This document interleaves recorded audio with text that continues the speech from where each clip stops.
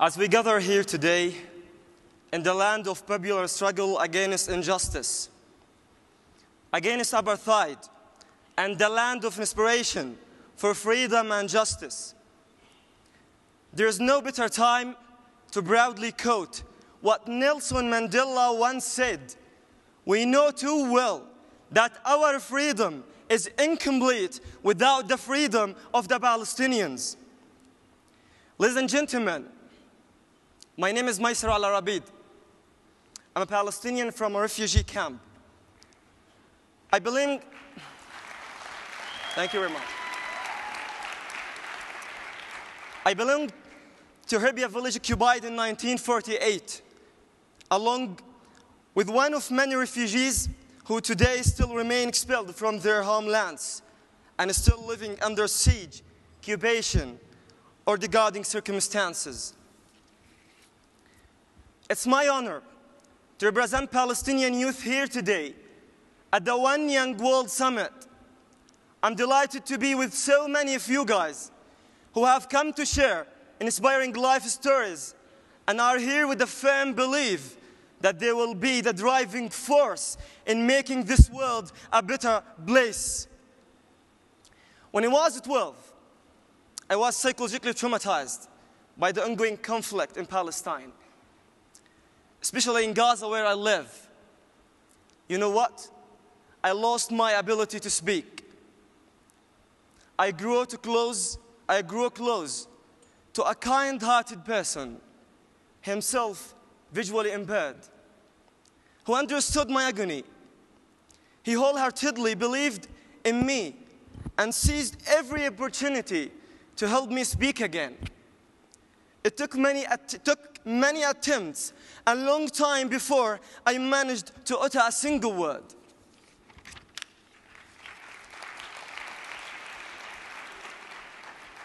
But with his inspiration, I eventually completed the journey we had started together and became an inspiring public speaker.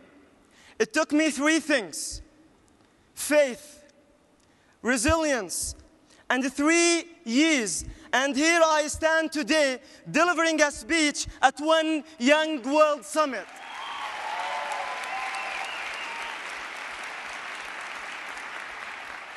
I'm delivering a speech about how this story drove me to become a young leader in my community, determined to have a positive impact on the value of humanity and human life. In 2010, after graduating from university, I volunteered for a committee hosting several international delegations coming to Gaza with the hope of breaking the siege as well as delivering essential medical supplies. Here I engaged with many youth leaders and activists to discuss how to increase the presence of youth in the public and international arena. Then I took my public speaking and activism one step further to answer the call of so many young Palestinians and others in the Middle East eager to engage in dialogue with the world, to have their peaceful, loving voices heard. The task was enormous. There were so many obstacles to such communication, from governments to occupation to media, which are marginalizing these youth. So in Gaza, I started an initiative to empower young Palestinians by running academic delegations of university professors from the UK to Gaza. They provide workshops to young Palestinians on leadership, conflict resolutions, peace, human rights, business, and others. The aim was to build links between the UK and Palestine, between academic professors and youth. We decided that if our voice was not being heard internationally, we will invite international youth delegations and engage with them locally.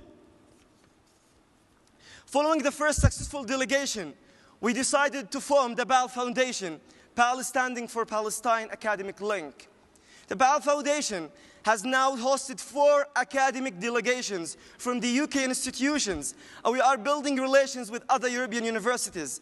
And for the first time, we are organizing a delegation of 15 young leaders from Palestine to visit the UK very soon. Thank you. I believe the involvement of young people in politics plays an important role in the development of democracy. It's the pillar of a forward-looking political system. PAL Foundation is therefore committed to facilitating youth's positive contribution in decision and peacemaking, and ensuring the youth of the Palestinian community and other communities will continue to uphold the values of tolerance and respect, the principles of fundamental human rights, justice, and the rule of law. I want all young people around the world, including the Palestinians, to be empowered. For all the victims of discrimination in the 21st century and ongoing military occupation, I want them to be able to turn their tragedy into positive action for the betterment of humanity. And I will continue on this journey with undying determination. One day, David and Kate, one day I will return to one young world as a counselor to introduce a fabulous new young generation that will continue with the responsibility that you and I have undertaken here today for the betterment of humanity. Thank you. And as President Johnson said, if we are to live together in peace, we must come to know each other better. Thank you very much.